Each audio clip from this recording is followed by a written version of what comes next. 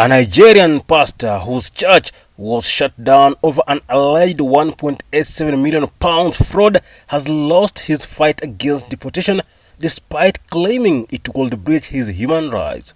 An immigration tribunal has ruled that Tobi Adegboyega, 44, the cousin of John Boyega, the Star Wars actor, should be deported back to his native Nigeria after investigations, including by the Telegraph, exposed misuse of funds by his church. Mr. Adegboyega was head of SPAC Nation, a controversial church shut down after failing to properly account for more than £1.87 million of outgoings and operating with a lack of transparency. He claimed deportation would breach his right under the European Convention of Human Rights (ECHR) to a family life, having married a British woman. He also said the attempt to remove him by the Home Office failed to take account of his community work with SPAC. Describing a charismatic community leader of a large, well-organized church, his legal team claimed that he had intervened in the lives of many hundreds of young people, predominantly from the black communities in London, to lead them away from trouble. He claimed his work had been lauded by politicians including Boris Johnson and senior figures within the Metropolitan Police, although no testimony by them was submitted to the court. He said that without his personal presence in London, projects that he had masterminded would fall apart or reduce in size. However, the tribunal was told the Home Office contended all is not as it seems.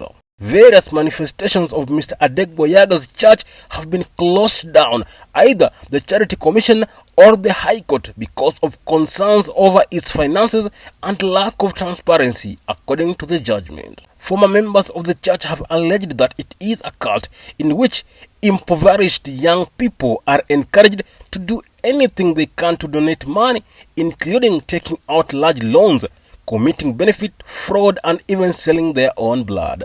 It is alleged that the church leadership led lavish lifestyles, and there have, it is said, been instances of abuse. The Home Office case before us was that all of this needs to be taken into account when evaluating whether Mr. Adegboyega is in fact of real value to the UK. Mr. Adegboyega has lived in the UK unlawfully since overstaying on a visitor's visa that allowed him to enter Britain in 2005. Mr. Adegboyega has lived in the UK unlawfully since overstaying on a visitor's visa that allowed him to enter Britain in 2005. In 2019, he applied for leave to remain under ECHR's Rise to a Family Life.